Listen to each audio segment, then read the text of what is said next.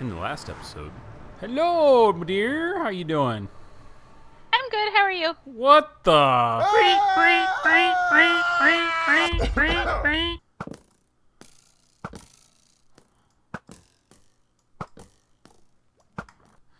All you gotta do is and let the lag commence.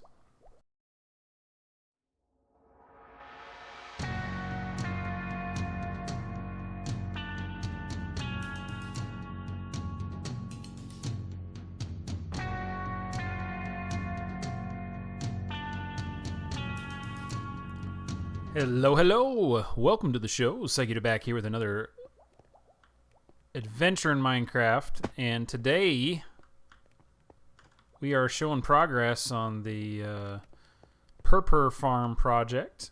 Got a whole bunch of stuff done off of camera. Most of the things are just common knowledge, so I figured I could just go over it pretty quickly after the fact. As you can see, we're still building things in place. But let's start with the beginning of this project, and we'll work our way through it here. As you can see, you got a whole bunch of purpur growing in place, right? And you would usually wait for it to get further than it is now. Then you come in here and take out a whole bunch of these guys. And once you had enough of them done, you would flush the system like a so. And we had some issues with things getting stuck in different passages and things. Like right there used to be some ice blocks that stuff would get stuck on. You can see we've eliminated those. We're also going to be implementing in some more visuals with the jungle wood. I like the color contrast. So we got some doors in place here for a bubble stream, but we'll get to that even more so here in a minute. In fact, I need to pop this out real quick. Put that in there. This was a joint project between Waterbury and I. Spent about 3 hours yesterday going through some of the different problems I've had with this. And we've got some of them figured out, but we're still working on them. He's the one that came up with the idea for getting rid of the water stuff, or the blocks there, the ice blocks that were trapping things. We also have a situation here that mobs are still going to be a problem. I'm thinking about potentially putting in like some sort of lava blade to get rid of them. We had an issue with stuff getting stuck. We've gone through a whole bunch of different renditions of this. This is the one that seems to have the least amount of issue with items getting stuck in the flow. And I have a theory that it's the mobs that are causing the remainder of the problems. So I think what I'm going to do is just basically backfill a lot of this stuff in. I don't have any on me at the moment, with some glass. So that way when I do kill them, they're back in the water stream, giving the items enough time to shoot forward. Now I mentioned that there was this thing up here with the bubble stream, and we're going to do the color thing throughout. That comes into play all the way over to here, which comes from the very bottom section and brings you up to the top. This is also a dual purpose. It's got a drop from up above as well. It comes out in the same spot. But coming up to the top, all of the stuff that we just harvested should automatically be going into here. If there was more of the fruit, we would have seen that in here. But this is where the flowers would get collected, and anything else that the mob drops. This is from different testing that we were doing. And then up here we also have our setup for furnace array for down there for cooking the purpur. So the idea was to come up with something that we could use for fuel, and the best thing that worked in the space was oak. You go through and harvest it all. It drops sticks and saplings and apples. The logs get put into here and then are turned into charcoal, and then the sticks and extra saplings can go in here. We can also like just add random stuff to it. As long as it burns, it doesn't matter. And then we went ahead and put an apple thing in here as well, so the apples are collected for a backup food supply or what have you. Opted to do a lot of this to cover up stuff, which is it's twofold. One, I like the color combination and contrast, and two, it allows for access to things. So for instance, we can pop in here, just click this and pop that out and get access to the top if we need it for anything. We can do the same thing over here and gain access to all the interior stuff and see what's going on there. Lots and lots of hoppers going on to make everything work. Basic setups that people use for furnace arrays and stuff like that, basically double stacked. The top one for the logs is actually 4. This right here is a item sorter, so that only thing that's going through here is chorus fruit, and then everything else just stays in that chest up there. So the chorus fruit will continue on down into the rest of the system. Here's those 4 furnace that are taking care of the oak logs. So as you can see, we're just burning whatever will burn at the moment. And then a whole bunch of hoppers into chests, into hoppers, into chests to get everything else where it needs to be. And we've got ourselves the setup back here for the charcoal, right? So I put in cobblestone slabs because they will not be drawn into the furnace as a placeholder. That only allows one place for something else to go in there. So that way we are making sure we get it spread out, because we've got 8 of those total, 4 on either side, and that way everything is going to get fuel into it. Then everything gets collected from all of those and sucks into one place. A whole bunch of fish going on in here at the moment, as well as purpur. And then we have that ready to go. We can make purpur right here. There's also crafting benches behind there if you need it. You got your ender chest right here so that you can throw the purpur into it. And I went ahead and put a clock there because we are in a thing. It's really hard to tell what time of day it is. You can sometimes tell by looking out towards the water, but for the most part, you can't really tell what's going on there. And then if it does get backed up at any point where we have too much coming into the system as far as the fruit, we can access it right here and see, okay, we have plenty, we don't need to harvest anymore or whatever. You can also add stuff into the furnace array, and then it'll cook it like fish. I'm doing all kinds of funky stuff because I want to make it cool and pertified, if you will, and all that. So there's a lot of stuff being added, which we'll get to as we continue on. But today I want to work on the outside of this. So let's go ahead and show how this works. From the front, as you're coming in, you got this thing here. It looks kind of like almost like a internal tomb or cathedral of sorts inside of the temple. And it's got 2 water streams coming up. That was the one we came up from down below, the bubble stream. And then we can come back down there. This side allows us to go up to the top. And this was Rain's request that we had something up here so we could actually check stuff out from this vantage point once we get the gardens done. Now this is the concept that we're going to be working on. We're going to pull basically all of this out and rethink it.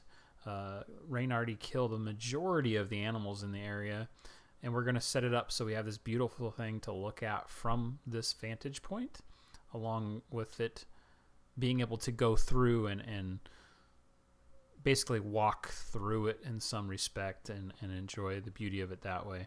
She's been working on taking that down. This didn't load for me when we were looking at it the other day, so I didn't even see it, but she kept on talking about this wall. This must be the chunk border where stuff came in. That's not too bad. Like, even the height of it and everything really is not that big of a deal. It still looks like a natural formation. That looks terrible. So we're going to definitely take that down. We're probably going to downscale this mountain a little bit. We got a nice, well, not nice, flat thing there that we should try to get rid of as well and kind of blend in. For the most part, we've already got a clear view this direction, except for that right there needs to be taken down a little bit more. So let's go ahead and get started on this. Maybe first we need to get rid of that right there. Let's see if we can't do exactly that.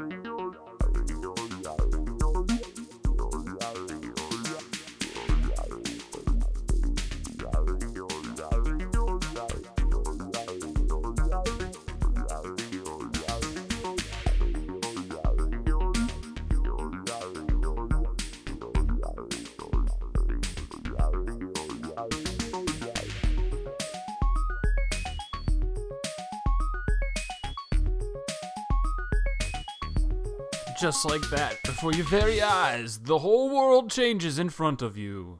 Bum, bum, bum. Bum. This is what we did over here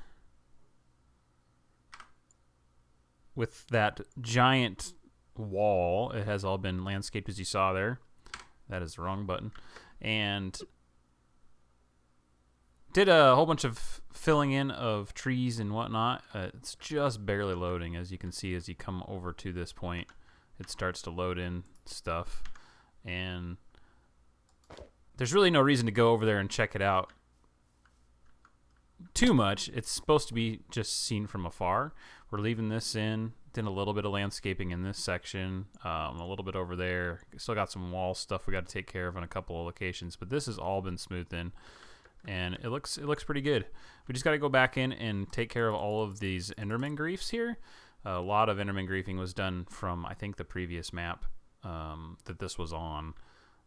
Enderman griefing has been off for the majority of this map, so that's why I assume it's from the last one. But we've started working on this project and getting this all terraformed. Lorraine, how are you doing? What was my name again? Lorraine. I said Rain, but good. I wanted to say Lorraine, so I said both. Nice. Yeah. That was impressive. I'm doing well. Also, you've been trying very hard to get something, and I got one. What'd you get? So jealous! Salad fork. Nice naming. It has Impaling 5 and Breaking 3, Loyalty 3, Mending. I have no need for it. There you go. What? Yeah, I don't want it. Yep. Thank you. You're welcome. I'm going to put it in my offhand just because it looks cool to hold it. So today, we are working on getting this all kind of set up to go forward. This is only too wide here. This is not good. It's got to go down. Yeah, I don't necessarily get everything in place. Like I just started on that one section that I'm heading over to at the moment, and showing the fine folks at home what we're doing here. What if some of the folks aren't fine? What if they're terrible people? It's always possible. So I want to get rid of like the multiple walls we had set up, and we already see this one's kind of gotten everything taken down, and then we're gonna do like some terraforming / tiering, but like just like a hilly. That word is really hard for me to say. Hilly landscape. So it's got a little bit of a slope to it, but we'll like blend it in so it's not straight because that just looks funky. But this is going to be set up as like gardens and stuff, right? So different things and concepts come into play there. And then this wall will be the next level. It's going to be too wide like there. Kind of a walkway setup. We'll get more into that as we get further into it. And then it'll be 3 and 3 and another 3 once it's been brought back far enough. And this brings us into the staircase that goes into the temple and into the nether.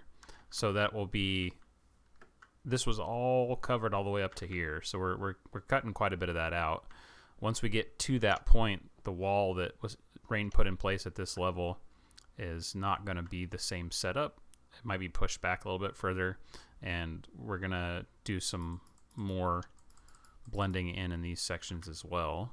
Be well. What is that from? Be well. That is from Demolition Man. Aha! So, obviously, I don't want to talk about the COVID because everybody talks about the COVID, but along those same branches, just as everybody else has been, Rain has been working from home, and my son is home from school. He's now 14 years old. So I've had a lot of company. So tall. He's tall. He's so tall. He's only, what, like 5'6"? Compared to me, that is so tall. So my wife is... And also, I think he's closer to 5'7", because I think he's about, he's quite a bit taller than my dad at this point. Okay. Well, we'll say 5'6", because that's the last time I know for sure. So my wife is this right? Yeah. My wife is 5'4". I am 6'3", and my son is currently 5'7", and of course he's, hoping that he takes after good old dad here, and gets my height advantage on things. But I tell you, it's not all it's cracked up to be, because if you're a taller person, and by that I mean like over the average, which in America is like 5'10", 5'11" for a guy. Is that right? Yeah, I think so. I think 5'10". So once you're above that, everything is at a disadvantage for you. Everything is not built for somebody of a 6 foot plus person, and everybody thinks that you have all these advantages being a taller person. Like they bring in all these statistics about self confidence and everything else, and it's easier for you Taller to get a men make more job. money. All this Statistics. garbledygook, but you also have to go into the other things that exist. One of the most important is, the taller you are, the shorter your lifespan is. That's legit statistic right there. So, I mean, how come you short people never talk about that, huh? Well, because it's not important. You get a much better life while you're alive. So yeah. And what is measured by life? Because I make more I don't money. know. Well, first of all, I don't work, so that's not a thing. But you know what I'm saying? Like, also, and I have to point this out to be the obvious, because this is not something that the older generations dealt with when people were just shorter in general, right? My grandpa, Oh no. I mean, shoot, he's probably 5'9", and that was average or tall for a guy of his age, right? Yeah, probably. So, you heading for the bed? Yep. Okay. I mean, So, they didn't actually have to deal with this thing, but it wouldn't have mattered because there was a lot more stuff made in the U.S., so things were made for United States. For example, all the old cars before, Toyota and Honda made their ways overseas here, it was all American-made vehicles, and they were all made for people that were taller, right? Like, I can sit in any classic car and feel fine. But if I go to buy a modern car, even a Chevrolet or a Ford, they're all made shorter because they're all designed and developed and made by foreign people. ding dang foreigners. Well, what I'm trying to point out here is, like, everybody thinks that average height things are made for average height people, and that's just not true. Because if you're average height, in the United States, as a male, I think it's 5'10" or 5'11", like I said. So, a sofa, a chair, anything, you're going to be at the really max height for being comfortable to use those things. So Yeah, because if it's being made for somebody in a country where the average height is more like 5'6", then yeah, you kind of get a little. You're quite a bit above what it's designed for at that point. Exactly. So now, if you're 6 foot or higher, that means none of that stuff works for you. It's too small, right? Yes, that would seem accurate. Yeah. So it's made for average height people in India or China or something like that, but not made for average height Americans, because we don't make anything here in the U.S. anymore. So it's all made overseas. Yup. It is hell. So I think that even plays into that whole life expectancy thing. The taller you are, the shorter you live. There's even more to that. Like, they purposely build stuff for consumers here in the United States that will shorten tall people's lives. Oh, so it's a conspiracy, you think? That's what I'm saying. All right. Well, you heard it here, folks. What do you think? I think you're delusional. What? Nothing, honey. Love you. I think it was invented by short people to try to knock us down a peg. Hey, have tall people ever had a song written about them that says they have no reason to live? I'm just wondering. I mean, I would have to analyze and dissect every single song written about a person to know that that was the case or not. I don't know. There was a very popular song, Short People Have No Reason to Live. I mean, come on, that pretty much says it all, doesn't it? Yikes. Was the person that wrote it short? I have no idea. What, are you going to tell me that if they were, that it's okay for them to say that then? No. I'm just wondering if it was like, a self diagnosis thing or Oh something. goodness, that was a hole right there. Um, I can't help fell it. in a hole. Rain fell down the hole. Yeah. Can you pour a bucket of water by any chance? And let me get back up. Sure, I can do that. I was just gonna drop you some ender pearls, but that makes But a more bucket of sense. water doesn't take a slot of my inventory up. So thank you. Yep. Appreciate it. Son of Did you fall in another hole? I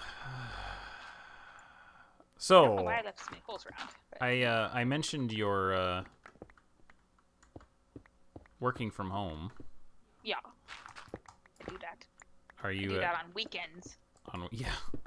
She's doing a lot of stuff for work for the coronavirus stuff, so she ends up having to work a lot on the weekends. But that's not what I was going to ask about. I was going to ask about how you feel about working from home. Like, has it been a difficult experience for you? I know at first you were very excited about it, but I feel like you've changed your tune on that. It's not that working from home is difficult. I do miss the interaction with people at work, and I do feel a little bit more out of the loop. And I don't know. I guess there's kind of the what would you call it? Maybe it's the paranoia factor. I don't know, of worrying that people are forgetting about your skills or anything else. Because they're not seeing you and seeing what you're doing every day. Mm-hmm. So I have a little bit of that going on. I feel like I could do my job just fine from home. I don't know. Like I said, it's paranoia. You're like, well, how come other people on my team are doing these things and I'm not? Why didn't I get asked to do that? Yeah. Having they're talking about sending us back kind of in a staggered manner. So like, work a couple of days from the office, which I don't know how that's going to really help as far as infection rates go, but they're talking about sending us back at some point, but I don't have a date or anything yet. So what is the idea behind that? I don't really know, honestly. They want to get people back working in the office, but they want to do it so that they can leave them sitting farther apart and such. Right. So but what I'm getting at is like, why do they want to bring people back? Like, what's the thought process on that? I think they feel like more collaboration can happen when you're in the office working together.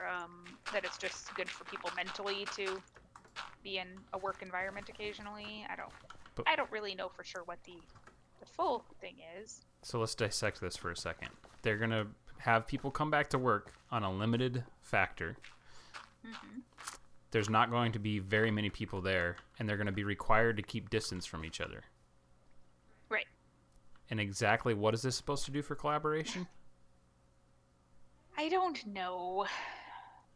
And that's what's funny is like they're like, we want to have you alternate who you're working with. I'm like, oh, oops, come back, thank you. I didn't mean to do that. It was in my offhand, so So like the people that I would that I miss interacting with and stuff like that at work are the people on my team. So if we're alternating who's working from home, then I'm still not gonna see them. So that's not gonna help my mental state at all, right? It is a terrible idea. Why are there people asking to come back and work from work? Yes. So why don't they just make it a voluntary thing? Get a raise of hands how many people want to be at work? Well, but okay, now you haven't worked in a corporate situation ever, and so if they make it you can volunteer to come back and work from work, and then there's going to be some stigmas with who does and who doesn't, because anytime there's a volunteer opportunity and you either do or don't volunteer, it's all political. So they call it volunteer, but then there will be perceptions whether you volunteer or don't. Huh. Anybody who's ever worked at a large corporation or in a big office environment will understand, that's the way it works, but it's not the way it should work. Option, right? Yeah. Whenever there's a volunteer option, there's always strings attached. I'm gonna empty my inventory and then sleep here real quick. Okay. I mean, I understand you want to go back to work, but that's more for social aspects than anything else. Yes. And I would have to assume that that's the majority of the people that are, like, it's social aspects more than anything else. Probably, yeah. I would think so. So, why don't they say we are going to open up the office for people that need to work from the office because of their home environment is not conducive to this, and see how many people say, yeah, let's do it. Like, the only reason I would actually like, okay, that makes sense, is if they were like, production is down, we need people to come into work. Right. But even that, they should just be calling out the people that aren't doing what they should be doing. And just firing them. For instance, since we're doing layoffs, just lay those ones off. That's what I'm saying. Yeah. Like, yeah, I don't disagree. I just worry if they open up the option of going back to work and I choose not to take it. I worry about how that will affect my future career advancement. Or you could just say flat out, my husband is a cancer survivor, and yeah, and that would be my plan. I mean, that if it affects my advancement, so be it. No, I hope it doesn't. No, if it affects your advancement, you sue the shit out of them, and we own them. That's what happens. I don't think she's seen our stock lately. That's not a particularly lucrative thing. Well, fair enough. So first layer is basically done, but as you can see from that dirt puddler over there, we need to figure out something for stairs. And naturally, I took them all out of my inventory because, Naturally, you did. Yeah. Because you do things like that. Because I do. Oh. I do me. I can't get that one. Well, we got these things on both the ends here. I don't think they're matching up in length or anything, but it really doesn't matter. I think we could do 1, 2, a staircase. And 1, 2, a staircase? Yep. 1, 2, a staircase. Alright then. Hey. If you say so. Words, man. They mean things. Yeah, unfortunately, you don't know how to use them. This you have known for years. I know. I just want to make sure everybody else knew as well. Gosh, point out my faults. Is that what you're doing? Yeah, exactly. Yeah. Nice person. Nice person. I am. It's true. So if we do like a thou, and then this is too wide as you do, we could do that. That would lay into the first layer for the next, like the 1, 2, 3 step.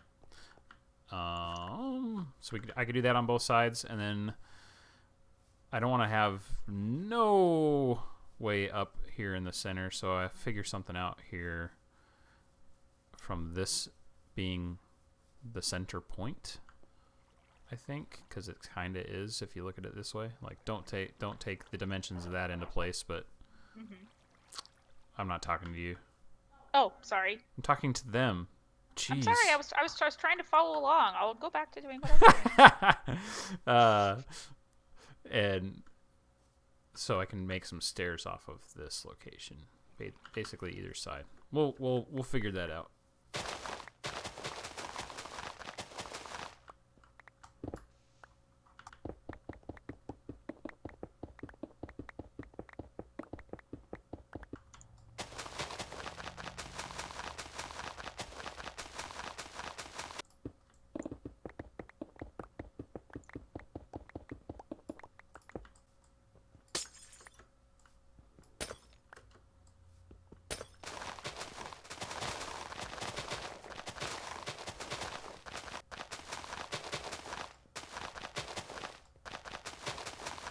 Came across something pretty interesting while terraforming here, and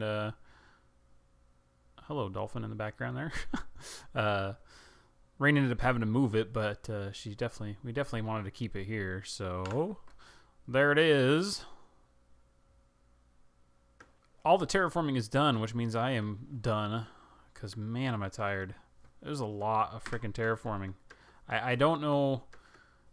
I didn't expect it to take as long as it did just to do all of the work to get stuff done. Let's go ahead and head right over to there so we can kind of get a look from the same spot that we were checking stuff out from in one of the sections of the video here.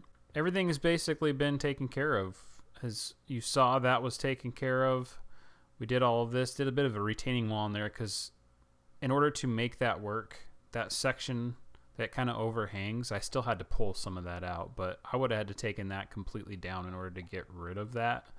So we went ahead and did some sort of a fancy retaining wall. Got to wait for it to snow again to kind of blend this stuff in a little bit better, but also got rid of a section of the sand because it didn't make sense on this side of the hill. Took down this section and smoothed it into the background. Built up that section a little bit to smooth it into the background. Landscaped all of that over there and really got it blended in way better. It looks like a hill now. And then we did this one as well, had some steps on it. It's got a little bit of a cave right there. We went ahead and left in there. And then all of the walls are quasi in place. We also put some steps in, but I'll put a couple more areas for steps to go in so you can get to the second tier. But we've got pretty much all the concepts laid out. Still need to do the water feature on the corner with the water and figure out how we're going to blend some of this, or not blend, but work some of this stuff in as far as how is this going to look? Like, what are we going to do to make that work for us? Rain added in the steps for the second tier as well to give a little bit of a visual appearance in there. Break up that stone brick wall a little bit like we did at the bottom. Blending of this all worked out wonderful for us. We're going to be pulling the rest of the torches out as we go along, also making sure we get all of the Enderman griefing filled in. A lot of it has been as I've been working on stuff. As you can see, there used to be tons of holes in this section and they're all gone. So we're going to continue on with all of that. And the concept behind this all is this down here will be visual from that perspective, and then the upper tier will be basically a walkthrough garden. So we'll have a couple of different ways to view this stuff. So this is the section over here that Rain did. This was a wall here and here a little bit, and she went ahead and smoothed that out, and I think she did a fine job. So I don't know. They say they can't do it, but I think it's just that they question whether or not it looks good. So, I mean, you can see this was the flat surface, right? But it just looks like standard stuff to me. So, as usual, folks, thanks for watching. Don't forget that like and subscribe if you enjoy my videos. I hope to see you in another adventure here in Minecraft as we continue to talk about things and life and stuff. We'll see you next time.